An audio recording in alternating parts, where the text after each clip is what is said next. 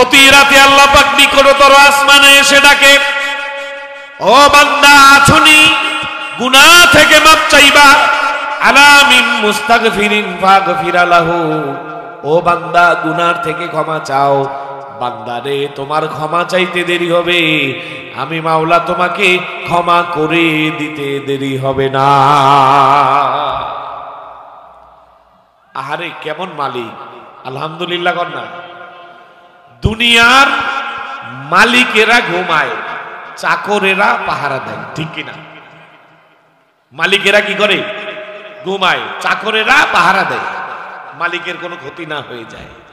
আর আমার মাওলা এমন মালিক যে মালিকে গোলামদেরকে বলে, গোলাম তোমরা ঘুমাও, আমি মালিক তোমাদের পাহারা দেই। সুবহানাল্লাহ। আমরা ঘুমাই, আমাদেরকে পাহারা দেন কে? ভাইরা আমার, মশারি যত মজবুত হোক না কেন, যত সুন্দর কেন, ঘুম দিয়ে উঠে যখন বাতি জ্বালান দেখেন দুই একটা মশা আছে না নাই? এত ছোট ছোট ছিদ্র দিয়েও মশা ঢুকলো। ওই মশারির যে ছোট ছোট ছিদ্র, ওই ছিদ্র থেকে আমার কানের ছিদ্রটা ছোট না বড়, নাকের ছিদ্রটা ছোট না বড়?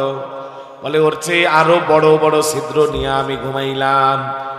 কত মশারি সারা রাত পার করলাম, কত দিন পার করলাম, কই এত প্রোটেকশন থাকার পরেও মশার কয়েল জ্বালাই, মশারি টানাই, লিকুইড ব্যবস্থা হয়, কত শত ব্যবস্থার পরেও মশারির ভিতরে মশা ঢুকে যায়।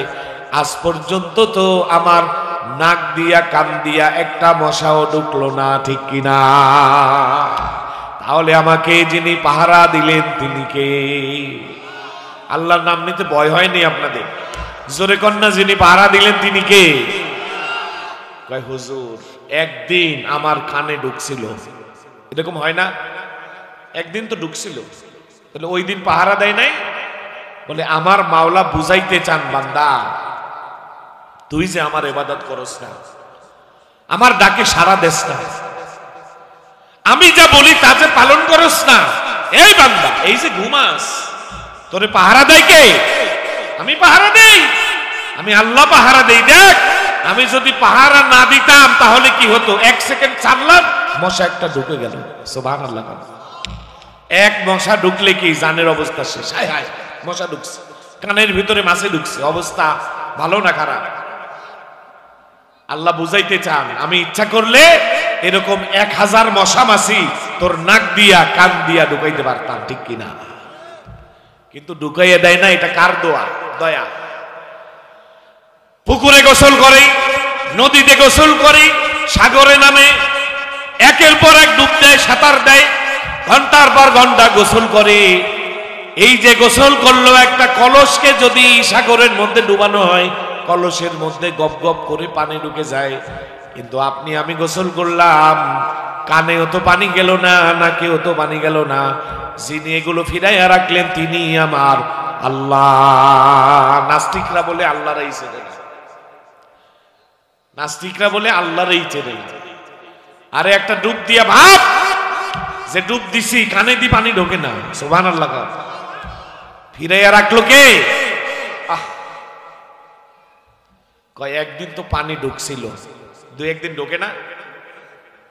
আল্লাহ ওইটা বুঝাইতে চান, বান্দা এই যে দেখ কেমনে পানি ঢোকে। আমি ইচ্ছা করলে এমনি ভাবে তোর কানের ভিতরে পানি ঢুকাইয়া তোরে বরবাদ করে দিতে পারতাম, ঠিক কিনা? কিন্তু আমি আল্লাহ বড় দয়াবান, দেই না। ভালো হয়ে যা, আমার ইবাদত কর। সুবহানাল্লাহ। সেই মাওলা রহমতের মাস নিয়ে আসছে। আল্লাহু আকবার। ভাইরা আমার, হাদিসে কুদসির মধ্যে আল্লাহ তাআলা বলেন, আস-সাওমু লি, রোজা হলো আমার জন্য, ওয়া আনা আজজি বিহি, রোজার পুরস্কার দেব আমি। সুবহানাল্লাহ। অন্যভাবে বলা হয় ওয়া আনা উজজা বিহি, রোজার পুরস্কার আমি হয়ে যাব। সব ইবাদতের সওয়াব, নামাজ, যাকাত, হজ, সাদাকা, আমর বিল মারুফ, নাহি আনিল মুনকার, সমস্ত ইবাদতের সওয়াব আপনাকে বুঝিয়ে দেবে ফেরেশতারা। এক্সেপশনাল রোজা, এই রোজার সওয়াব আপনাকে বুঝিয়ে দেবেন আল্লাহ নিজে। আল্লাহু আকবার। আল্লাহ কয় আমি নিজেই রোজাদারের জন্য পুরস্কার হয়ে যাব। খলিফা হারুনুর রশিদ লক্ষ্য করেছে তার দরবারের একজন দাসী সুয়াইবা, এই দাসীকে নিয়ে তাকে নিয়ে মানুষ কানাঘুষি করে, বিভিন্ন মন্তব্য করে যে দাসীরে বাদশা বেশি ভালোবাসে, এই দাসীকে বেশি সুযোগ সুবিধা দেয়। এই সমস্ত কথা যখন চলে বাদশার কানে গেছে, গোয়েন্দারা এসে বলছে, এখন বলতেছে আচ্ছা ঠিক আছে, সবাইরে ডাকো, যারা সমালোচনা করে এদের সকলকে ডাকো। সকলকে ডাকছে, ডাকার পরে বলছে আমার সব দাসীদেরকে ডাকো, সমস্ত দাসীদেরকে ডাকছে। ওই যে বলছে একজন দাসীকে বেশি ভালোবাসে, সে কিন্তু কালো, দেখতেও সুন্দর না, সে রাজার পাশে দাঁড়ানো। সুবহানাল্লাহ বলবেন। এখন বাদশা বলছে আচ্ছা আমার দরবারে হীরা, মণি, মুক্তা, চুনি, পান্না, জবরজত, লু'লু'উ, মারজান, যত মণি মুক্তা দামি দামি পেয়ালা আসবাব আছে ওগুলো এনে এখানে ময়দানে বিছাইয়া রাখো। চতুর্দিকে লোক বসা, বাদশা চেয়ারে বসা, দাসীরা বাদশার পাশ দিয়ে সবাই দাঁড়ানো, সব ফেলে রাখছে। যখন মাঠে এগুলো ছড়িয়ে দিছে, এখন বলতেছে দাসীরা তোমাদেরকে আমি 2 মিনিটের জন্য একটা সুবর্ণ সুযোগ দিতে চাই। কি সুযোগ জাহাবানা? বলে সুযোগ হলো এই যে যে হীরা, চুনি, পান্না, জবরজত, মণি, মুক্তা এইগুলো রাখা আছে, 2 মিনিটে এইখানে যে যার উপরে হাত দিবে সে তার হয়ে যাবে। মানে কি, যে স্বর্ণ নিতে পারবে ওটা তার, যে রূপা নিতে পারবে ওইটা তার, যে লু'লু'উ, মারজান, চুনি, পান্না, প্লাটিনাম, যে যেইটার উপরে হাত রাখবে ওইটা তার হয়ে যাবে। গিফট দিলাম। এরকম একটা সুযোগ দিছে, অফার। কি দিছে? অফার দিছে, অফার।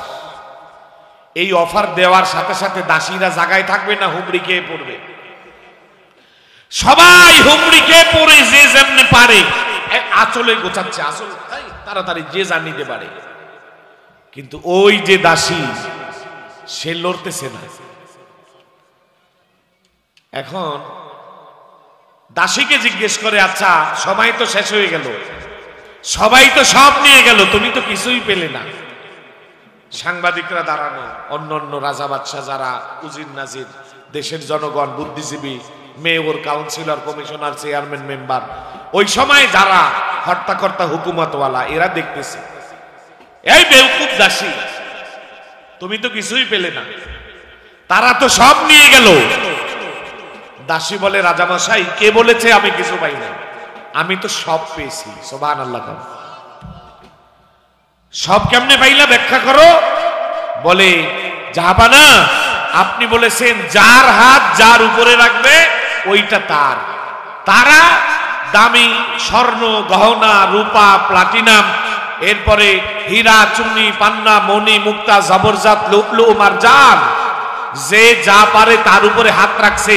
আমি তো আপনার মাথার উপরে হাত রাখছি। সুবহানাল্লাহ। জিতছে কে?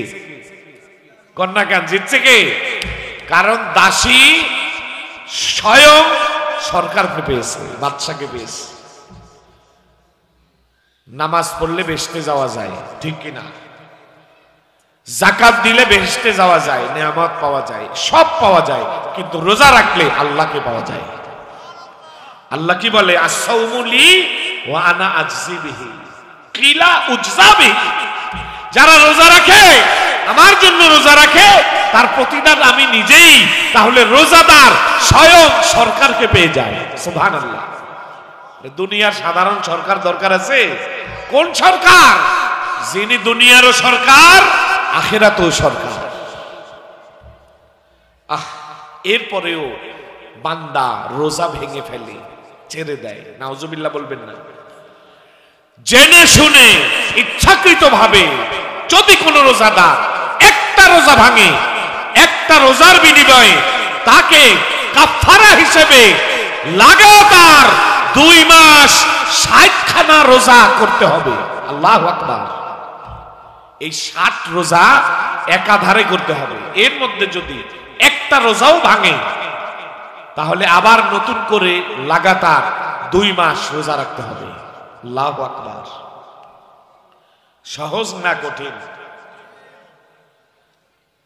এভাবে যদি রাখে কাফারা দিলে কাফারা হলো, কিন্তু কিয়ামত পর্যন্ত ও যদি রোজা রাখে ওই একটা ভাঙা রোজার সমপরিমাণ আর হবে না। সেই রোজা আমরা ভেঙে ফেলি। আল্লাহ তাআলা বলেন কুতিবা আলাইকুমুস সিয়াম, তোমাদের জন্য রোজাকে ফরজ করা হয়েছে, কামা কুতিবা আলাল্লাযীনা মিন ক্বাবলিকুম, যেমনি ভাবে তোমাদের পূর্বপুরুষের উপরে রোজা ফরজ করা হয়েছিল, লাআল্লাকুম তাত্তাকুন, রোজার মাধ্যমে মানুষ মুত্তাকি হয়। সুবহানাল্লাহ বলেন। মা বোনদের একটা মাসালা আছে, বলবো? মা বোনরা আছে না, মা বোনদের তো রোজা ভাঙতে হয়, ঠিক না? কারণ তাদের মান্থলি ডিজিজ আছে, ঋতুস্রাব হয়, যে কারণে রোজা ভেঙে ফেলতে হয়, আবার পরে ওটা করে দিতে হয়, রোজাটা করতে হয়। অনেক মা বোনরা ঔষধ খেয়ে তাদের মিন্স বন্ধ রাখে যাতে করে 30টা রোজা পুরো হয়ে যায়। এরকম আছে না? এইটা করা যাবে কি যাবে না? বলে এটা ডাক্তারের সাথে আলাপ করবে, তার দেহে কি পরিমাণ ক্ষতি হবে ওই ওষুধ খেয়ে রোজা বন্ধ করলে। যদি ডাক্তার বলে না অসুবিধা নাই, আপনি বন্ধ করেন, করে রাখেন, রাখতে পারবে, আলহামদুলিল্লাহ বলেন। এবার আসেন, রোজা রেখেছেন, মনের ভুলে খাইছেন, মনের ভুলে কি করছেন? খাইছেন। এখন মনের ভুলে খাওয়ার কারণে রোজা থাকবে না যাবে? মাশাআল্লাহ। মনের ভুলে রোজা রেখে খেলে রোজা ভাঙে না, আলহামদুলিল্লাহ কর। আল্লাহ কত সহজ করে দিচ্ছে। বরং বলা হয়েছে আপনি যদি কাউকে দেখেন যে মনের ভুলে খাইতেছে, তাকে মনে করাই দিয়েন না, কারণ তাকে আল্লাহ খাওয়াইতেছে। সুবহানাল্লাহ। খাওয়ার পরে বলবেন যে আপনি যে খাইলেন, আপনি তো রোজা ছিলেন। খাওয়ার মাঝখানে বললে বেচারা পানি খাবে কোন সময় আর ভাত খাবে কোন সময়, কাটা গলায় আটকে যাবে। এটা আমার ইসলাম। সুবহানাল্লাহ। আমরা রক্ত দেই না? রক্ত দেই। রোজা রেখে রক্ত দেওয়া যাবে কিনা জটিল প্রশ্ন। আপনাদের কি মনে হয় দেওয়া যাবে? রোজা অবস্থায় যদি অন্যকে রক্ত দেয় কোনো সমস্যা নাই, আলহামদুলিল্লাহ। এমনকি রক্ত দেওয়া এটা সাদাকা। হিন্দুকেও রক্ত দিলে সওয়াব হয়, আলহামদুলিল্লাহ।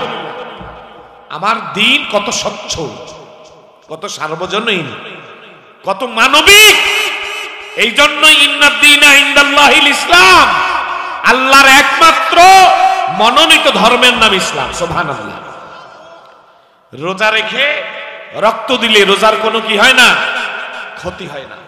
হ্যাঁ, আপনি শিওর জানেন যে রক্ত দিলে আমার মাথা চক্কর দিয়ে আমি চক্কর আলী বক্কর আলী হয়ে যাব, তাহলে রক্ত দেওয়া দরকার নেই।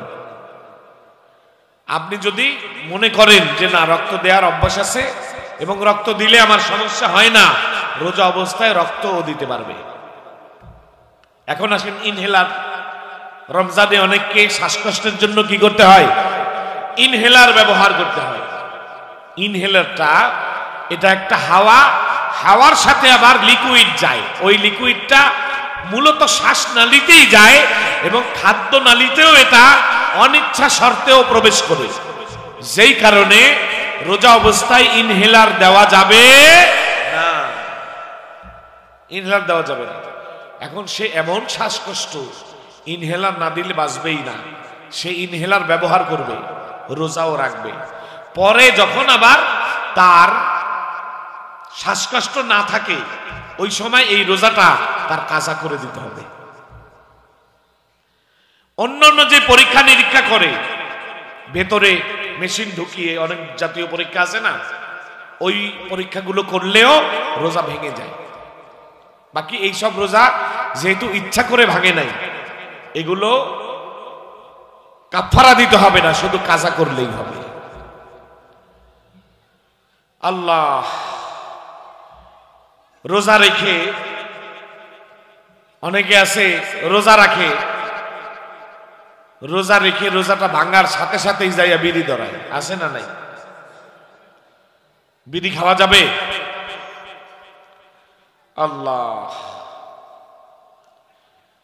তাহলে আমার রোজা সিয়াম, এটা কি করা? বিরত থাকা, আনিল আকলি ওয়া শুরবি ওয়াল জিমাই, পানাহার অর্থাৎ খাবার, পানীয়, সহবাস, সবকিছু থেকে আমাকে ফিরে আসতে হবে। এক সাহাবী আসছে, ইয়া রাসূলুল্লাহ, ইয়া হাবিবাল্লাহ, আমি রোজাদার, রোজা অবস্থায় স্ত্রীকে পাশে নিয়ে সারাদিন ঘুমিয়ে থাকবো, রাজি আমি পারবো? আল্লাহর হাবিব বলছে, না, তোমার এটা লাগবে না, সরো, যাও। আর এক সাহাবী আসছে, ইয়া রাসূলুল্লাহ, রোজা অবস্থায় স্ত্রীর সাথে থাকতে পারবো? বলছে, হ্যাঁ, তুমি পারবা। মাসলা একরকম হইল না দুই রকম হইল? একজনকে বলছে পারবে, আর একজনকে কি বলছে? যাকে বলছে পারবে না সে জুয়ান। স্ত্রীর সাথে থাকলে আগুন আর মোম এক জায়গায় থাকলে গলে না আস্ত থাকে, পরে রোজা কোন জায়গায় যাইবে একটারও খবর থাকবে না। রোজারে বলবে, তুমি ওয়েট করো, আমরা ঘুরে আসতেছি। এই জন্য কি নাই, জুয়ান যারা যারা জওয়ান, স্ত্রীর কাছে থাকলে তার মন চাইবে যে স্ত্রীর কাছে যাই, সব কথা তো খুলে বলতে হয় না, তাহলে সে রমজান অবস্থায় একটু দূরত্ব, নিরাপদ দূরত্ব বজায় রেখে চলা উচিত। আর যে বুড়া মেয়া হয়ে গেছে, শায়েখে ফানি, সে জানে যে আমার অসুবিধা নেই, সে থাকতে পারবে একসাথে। দিনের বেলায় না হোক, রাতের বেলায় স্বামী স্ত্রী একসাথে থাকবে এবং সহবাস মিলনে কোনো বাধা নাই। সুবহানাল্লাহ। এই ব্যাপারে লম্বা ঘটনা আছে, সেই দিকে যাব না। আল্লাহ, হাসরের ময়দানে যখন মানুষ হিসাবের জন্য দৌড়াদৌড়ি ছটফট করতেছে, ওই সময় একদল লোকদেরকে আল্লাহ পাক আরশে আজিমের নিচে মেহমানদারির দস্তারখানায় বসাই দেবেন। সুবহানাল্লাহ। মানুষেরা জিজ্ঞেস করবে, তারা কারা? আমরা হিসাব নিয়ে ব্যস্ত। হাসরের ময়দানের হিসাব, ময়দানের দিন বড় ভয়াবহ দিন। এই দিনের হিসাব নিয়ে, নিকাশ নিয়ে আমরা ব্যস্ত। এর মধ্যে এই লোকগুলোকে এভাবে মেহমানদারি করানো হচ্ছে, কারণ কি? ফেরেশতারা বলবেন, তারা হলো দুনিয়ার রোজাদার। সুবহানাল্লাহ। তারা দুনিয়ার কি? রোজাদার। তাহলে যারা রোজাদার, এদের মেহমানদারি জান্নাতে আল্লাহর কাছে আছে না নাই?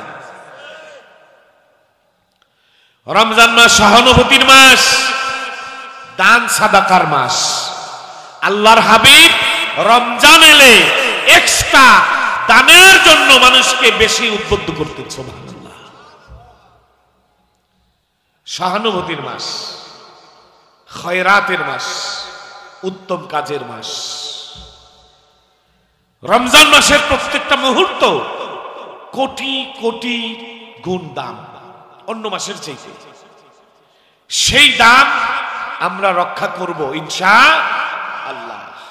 এবার আসেন প্রথম 10 দিন, দ্বিতীয় 10 দিন, এরপরে আখেরি দশক, শেষ 10 দিন। ইতিকাফ আছে না নাই? ইতিকাফে আমরা কি করি?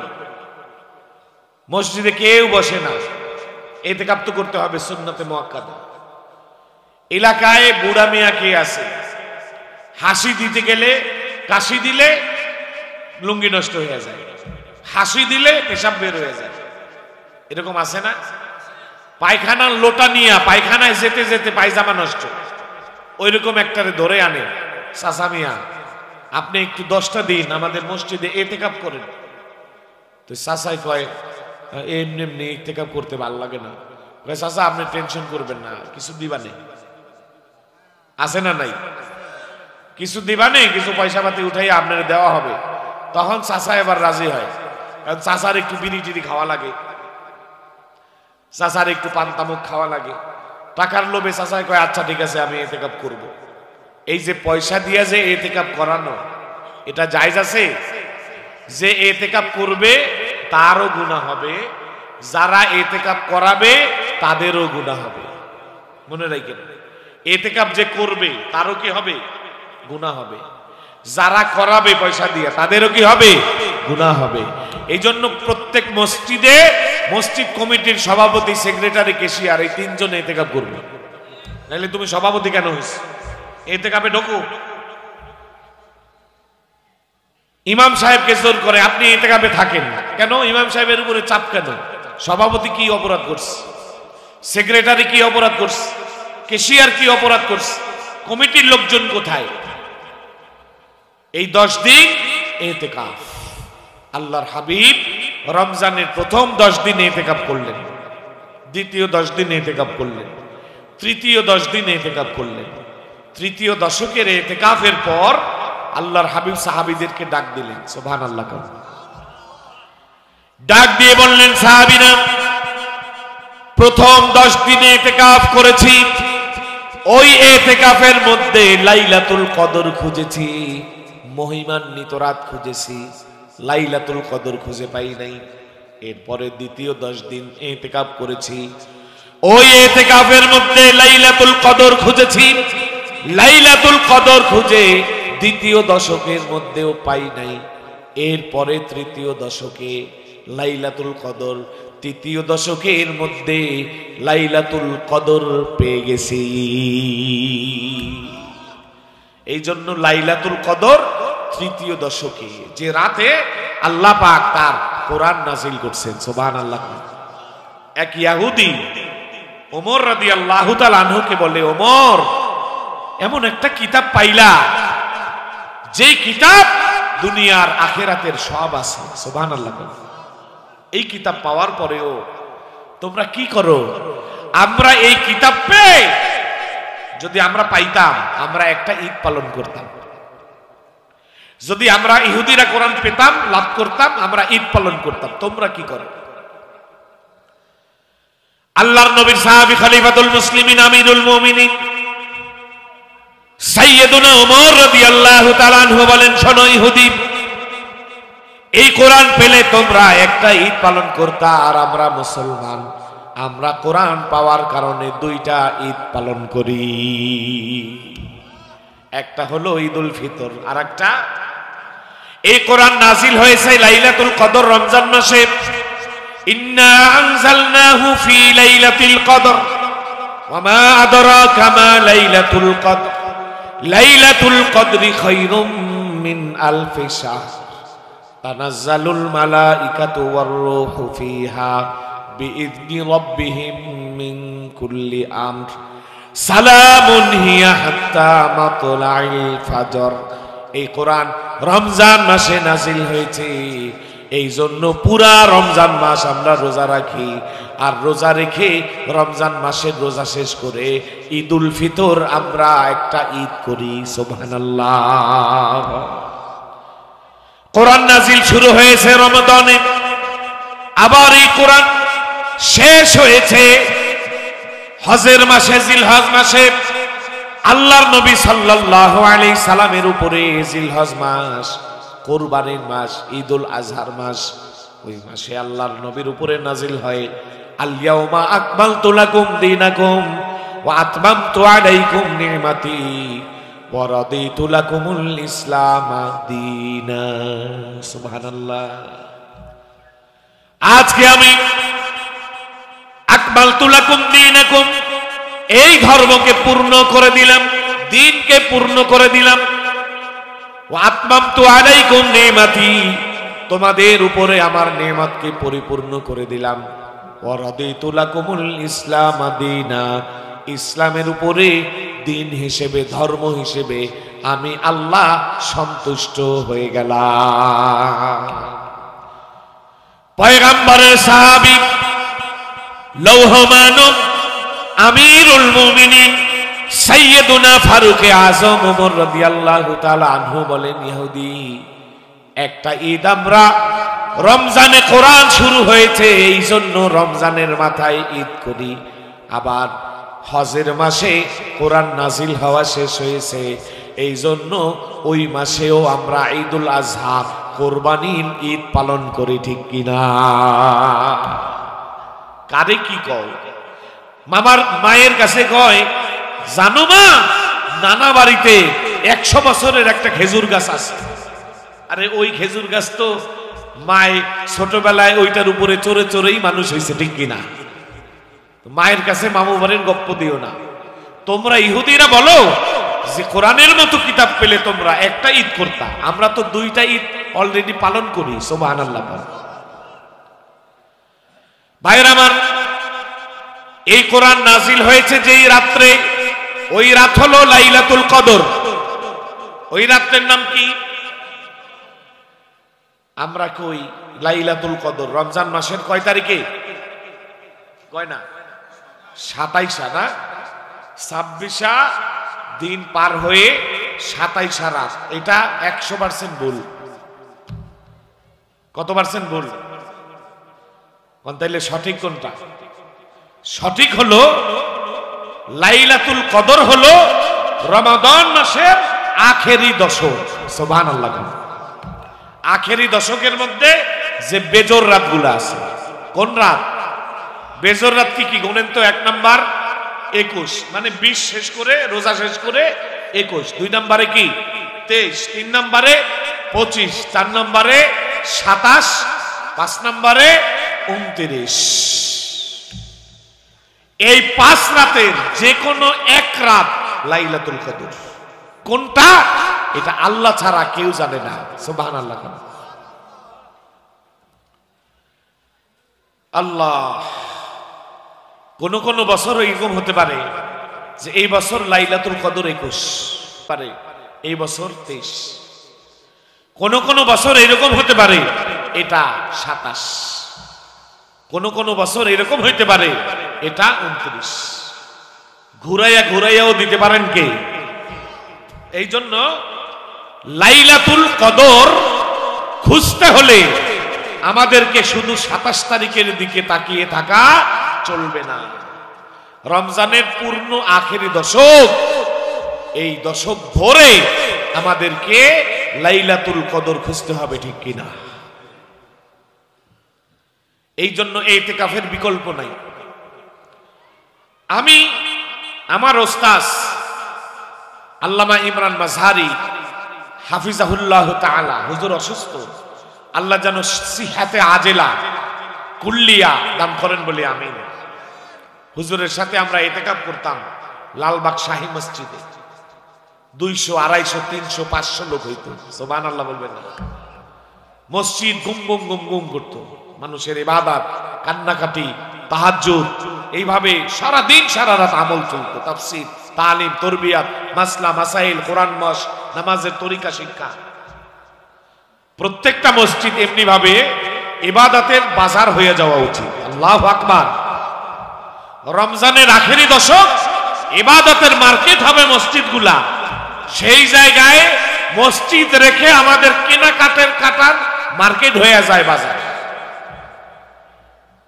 তারাবিতে প্রথম 2-4 দিন লোকজন হয়, এরপরে কি পিছনের 1 কাতার নাই, 2 কাতার নাই, আস্তে আস্তে আস্তে 1.5 কাতার নামাজ পড়ে। লাইলাতুল কদর আসার মূল সময় যে আখেরি দশক, 1 কাতার বাকি আছে, সব market. High high high high. আল্লাহর হাবিব বলেন আমিন, আবার বলেন আমিন, আবার বলেন আল্লাহুম্মা আমিন। সাহাবীরা জিজ্ঞেস করে, ইয়া রাসূলুল্লাহ, ইয়া হাবিবাল্লাহ, 3 বার আমিন আমিন বললেন কেন? আল্লাহর হাবিব বলেন, জিবরাইল এই 3 বার 3টা দোয়া করেছে, ওই দোয়ার উপরে আমি আমিন পড়েছি। আর দোয়া ও আলাই, অর্থাৎ বদদোয়া করেছে। কি বদদোয়া?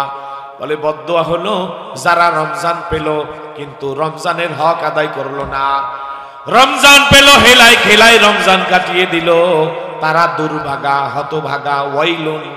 আল্লাহর হাবিব বলেন আমিন, কবুল হোক। তাহলে রমজান পাওয়ার পরে যারা হক আদায় না করে এদের হতভাগ্য হওয়ার ব্যাপারে আল্লাহর হাবিবের বদদোয়া আছে, নাউজুবিল্লাহ করবেন। 2 নম্বর দোয়া কি? আল্লাহর হাবিব বলেন জিবরাইল 2 নম্বর দোয়া করেছে, আল্লাহ যারা দুর্ভাগা হতভাগা তারা যারা মা বাবাকে পেয়েছে কিন্তু মা বাবার হক আদায় করে নাই, আল্লাহর রাসূল বলেন আমিন। 3 নম্বর কারা? বলে যারা আমার নবীর নাম শোনে না, আমার নবীর নাম শুনে দুরূদ পড়ে না, সাল্লাল্লাহু আলাইহি ওয়াসাল্লাম বলে না, তারা হতভাগা দুর্ভাগা। এই জন্য বেশি বেশি দুরূদ পড়ব, বেশি বেশি দুরূদ পাঠাবো। আমার নবীর উপরে রাজি আছি না নাই? হাই হাই, এই যে রমজান মাস, ইবাদতের মাস, কোরআনের মাস, এই রমজান মাসে আল্লাহর হাবিব প্রত্যেকবার আল্লাহর নবী সাল্লাল্লাহু আলাইহি সাল্লাম কোরআন পড়তেন, জিবরাইল শুনতো, একবার খতম দিতেন। সুবহানাল্লাহ বলেন। কমপক্ষে একবার জিবরাইলকে শুনাইয়া খতম দিতেন। সারা জীবন কোরআন পড়েছেন, কোরআন তেলাওয়াত করেছেন। কোরআনের তেলাওয়াত মানুষের জন্য এটা স্পেশাল জিকির, সবচাইতে বড় জিকির। আফদালুল ইবাদাতি তিলাওয়াতুল কোরআন, সর্বোত্তম ইবাদত কোরআন শরীফ তেলাওয়াত। সুবহানাল্লাহ। আবার অন্য হাদিসে আছে আফজালুজ যিকরি লা ইলাহা ইল্লাল্লাহ। কোন হুজুর এক মুখে 2 কথা। একবার বলেন সর্বোত্তম ইবাদত, সর্বোত্তম জিকির কোরআন পড়া, আবার বললেন সর্বোত্তম জিকির লা ইলাহা ইল্লাল্লাহ। এখন কোনটা সর্বোত্তম? ছেলে মাঝখানে বসে আছে, একদিকে মা আর একদিকে বাবা।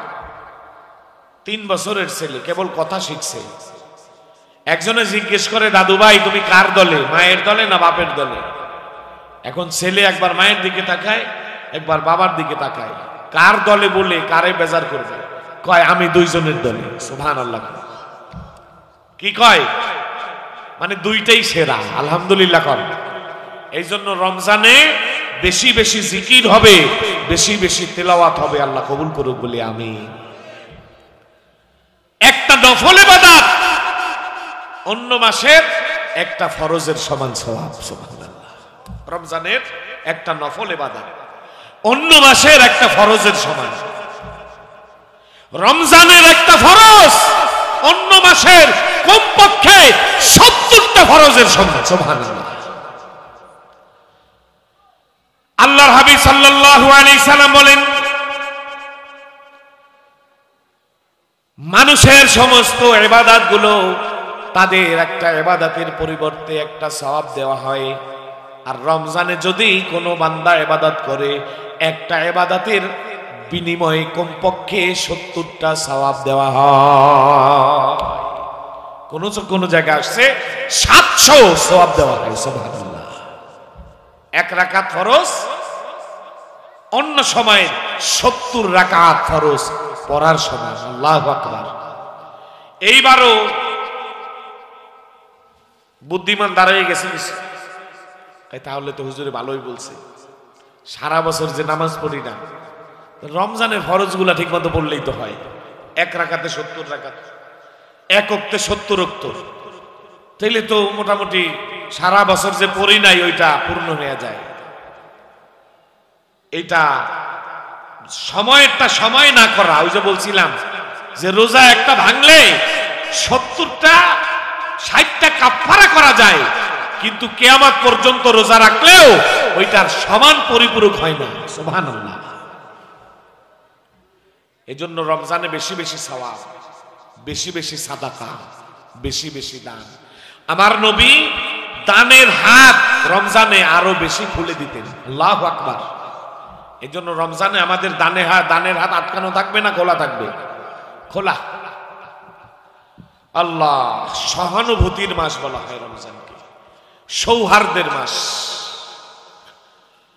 এই রোজা শুধু নিজে রাখবো হবে না, শুধু নিজে রাখলে হবে না, এই রোজা রাখতে হবে নিজেকে, আবার এই রোজা রাখাতে হবে নিজের চোখকে।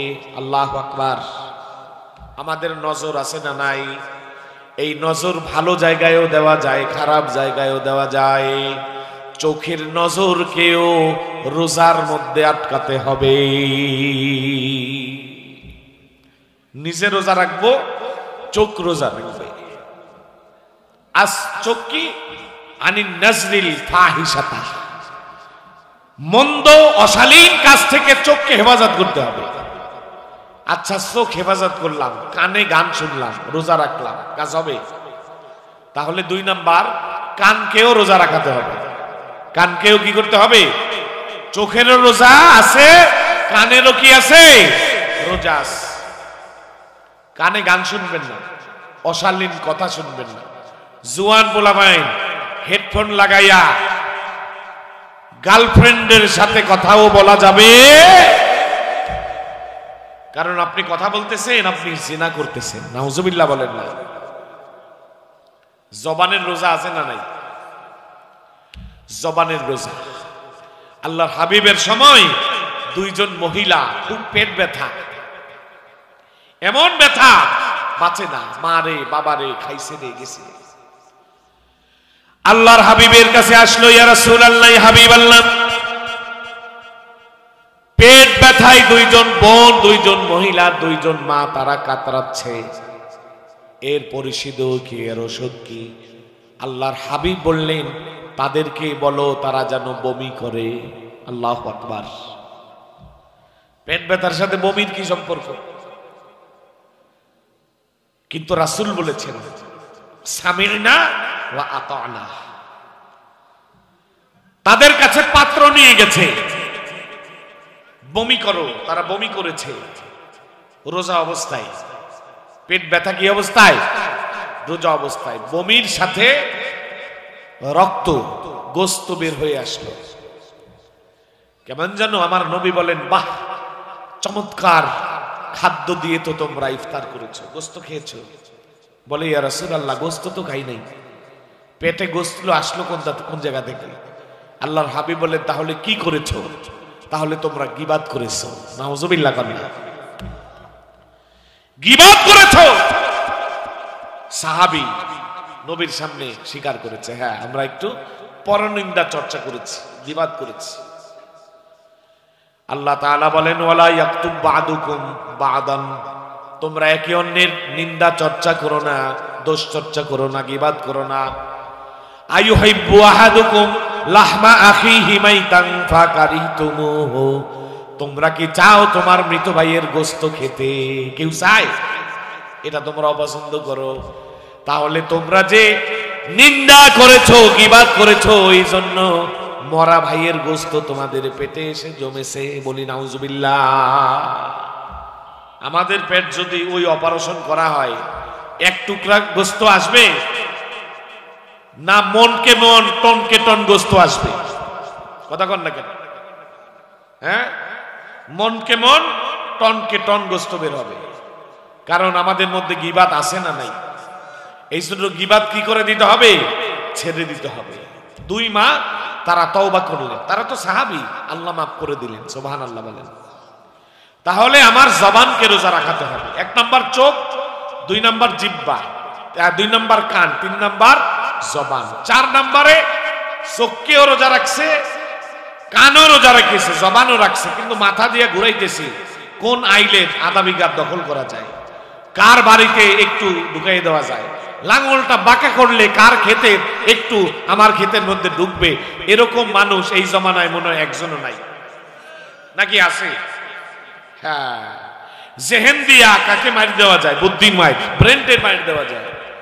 জেহেন দিয়া কথা কুকথা চিন্তা করা, এটাও করা যাবে না। জেহেনকেও রোজা রাখাতে হবে। সুবহানাল্লাহ বলেন।